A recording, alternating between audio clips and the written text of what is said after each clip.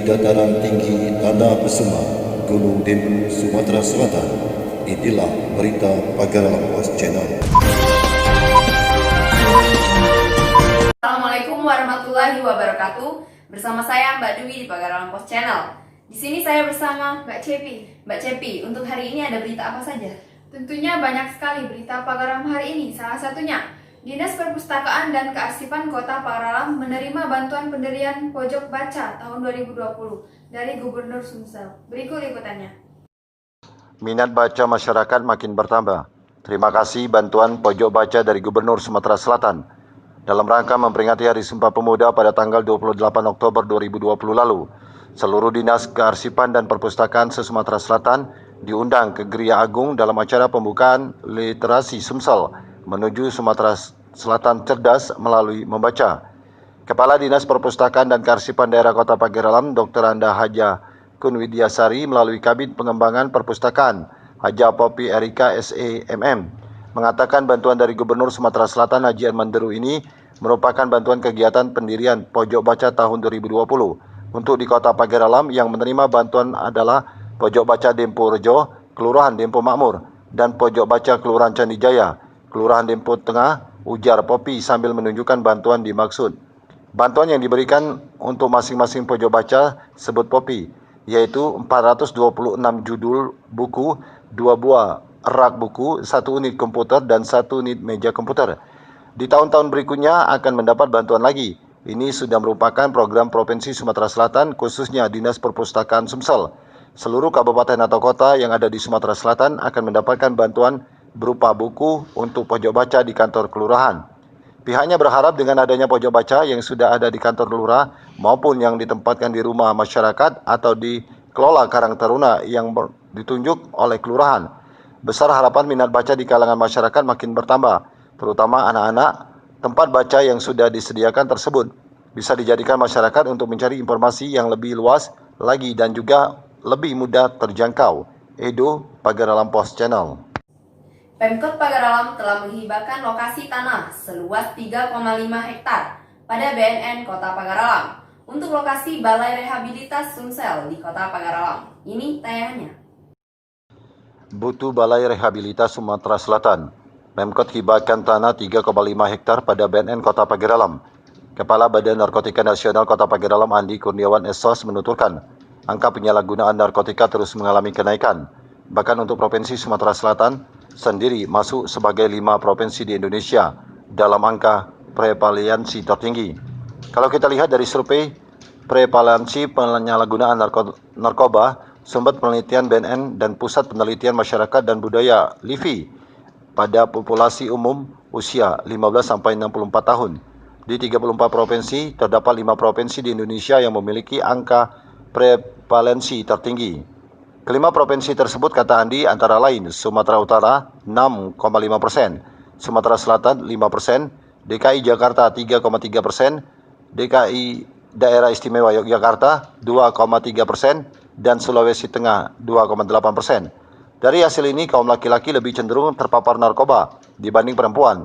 Sementara untuk penduduk yang tinggal di perkotaan cenderung lebih tinggi keterpaparannya. Diakui Andi, sekarang ini di Indonesia tengah dalam kondisi darurat narkoba. Karena itu komitmen kuat pemerintah provinsi atau kabupaten kota dalam rencana aksi daerah program pencegahan, pemberantasan, penyalahgunaan dan peredaran gelap narkoba, dan juga prekursor narkoba melalui tim terpadu P4GN dan PN provinsi atau kabupaten kota sangatlah dibutuhkan.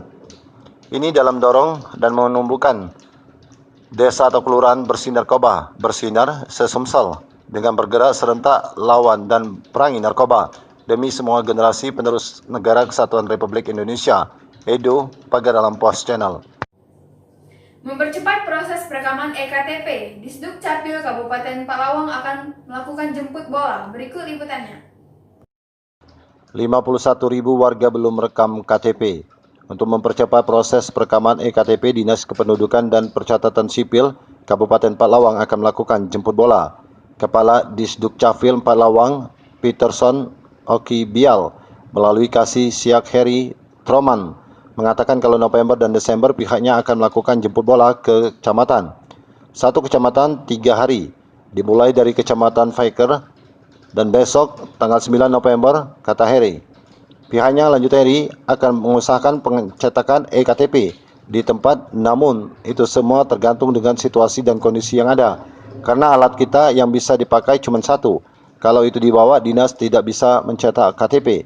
Oleh sebab itu, sekarang ada 2 alat yang dibawa ke Jakarta untuk diperbaiki. Mudah-mudahan bisa dan benar. Selain perekaman KTP di Jelas Heri, pihaknya juga melakukan pembuatan kartu keluarga, akte kematian, dan semuanya akan dieksekusi di TKP. Bukan hanya KTP tapi KK, akte kematian kita eksekusi di sana. Cuman kita fokus di KTP. Dia juga menambahkan saat ini jumlah warga yang sudah melakukan perekaman sebanyak 20.12.02 dari wajib KTP 25.2082. Jadi lebih kurang dari 51.000 yang belum merekam. Itu berdasarkan wajib KTP. NA itu juga yang kita kejar. Untuk belangko KTP sambungnya, masyarakat tidak perlu khawatir sebab belangko KTP di Empalawang masih aman sampai bulan Juni 2021 mendatang. Edo, Pagaralam Post Channel. Berita berikutnya, rangkaian kegiatan dalam HUT ke-63 Bank Sumsel Babel, Pagaralam berlangsung meriah. Ini tayangannya. HUT ke-63 Bank Sumsel Babel Pagaralam meriah. CSR Bank Sumsel Babel renovasi dinding selamat datang gerbang masuk Likundikan. Bentuk dukungan sekaligus turut serta membangun daerah Kota Pagaralam, Bank Sumsel Babel melalui dana CSR merenovasi dinding selamat datang di lokasi Likundikan, ditandai dengan peletakan batu pertama. Secara resmi dilakukan pemerintah Kota Pagaralam, diwakili Sekretaris Daerah Kota Pagaralam, Samsul Bahri, bertepatan dengan momen HUT Bank Sumsel Babel ke-63 tahun yang jatuh pada 6 November 2020. Sekretaris Daerah Kota Pagaralam, Samsul Bahri, mengucapkan terima kasih kepada Bank Sumsel Babel atas bantuan renovasi dinding selamat datang. Mari bersama merawat dan menjaga dengan baik, jangan sampai dirusak tangan-tangan tidak bertanggung jawab. Selamat ulang tahun ke-63 Bank Sumsel Babel, semoga semakin maju, sukses dan semakin bermanfaat bagi masyarakat Pagaralam, khususnya dalam turut serta membangun daerah. Selain itu juga diharapkan dapat merenovasi yang diberikan percepatan pelayanan sekaligus tumbuh dan berkembang sesuai arah kemajuan zaman. Sementara itu pimpinan Bank Sumsel Babel Pagaralam Febriansa Muslimin mengatakan bertepatan hari bersejarah HUT Bank Sumsel Babel ke-63 tahun, pihaknya mengalokasikan dana murni CSR Bank Sumsel Babel atau rasa tanggung jawab sosial perusahaan memberikan kontribusi bertujuan meningkatkan minat kunjungan wisatawan sekaligus memperindah tampilan kota di lokasi dinding selamat datang, indikat upaya bersama membangun daerah yang kita cintai ini. Edo, Pagaralam Post Channel. Berita terakhir Pagaralam hari ini, ditargetkan tahun ini bisa tembus sebanyak 50.000 wisatawan berkunjung ke kota Pagaralam. Berikut liputannya. Potensi perkembangan pariwisata di Kota Pagaralam semakin pesat. Hal ini dibuktikan semakin bertambahnya objek-objek wisata yang ada. Target tembus 50.000 kunjungan wisata. Sejak diberlakukan new normal atau tatanan kehidupan baru selama masa pandemi virus corona, secara berangsur terjadi peningkatan kunjungan wisatawan. Hal ini dilihat dari tingkat hunian sejumlah villa, hotel, maupun homestay yang tersebar di wilayah Kota Pagaralam. Kepala Dinas Pariwisata Kota Pagaralam Ahmad Berlian Aristopani didampingi Kabid Pemasaran Pariwisata Arkadius mengatakan ada beberapa faktor penunjang meningkatnya kunjungan wisatawan dikarenakan gencarnya promosi wisata di media sosial, media massa lokal maupun media nasional. Juga didukung digelarnya sejumlah event seperti sport tourism, festival seni dan budaya, serta ajang-ajang lainnya. Upayanya menarik minat wisatawan. Sedangkan tujuan objek wisata favorit saat ini sudah banyak bermunculan.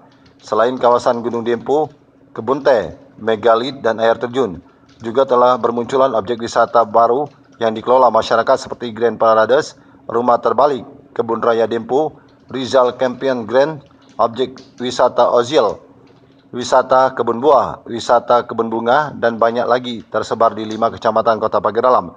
Jelasnya seraya menambahkan kembali bergeliatnya industri pariwisata tentunya berdampak pada perekonomian masyarakat Kota Pagaralam.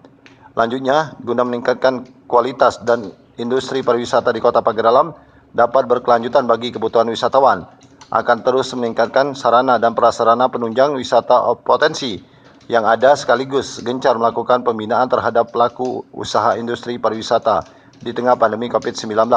Supaya tetap menerapkan disiplin protokol kesehatan, kami akan terus melakukan pembenahan pengelolaan wisata di Kota Pagar Alam lebih baik dan berkualitas. Edo, Pagar Alam Post Channel.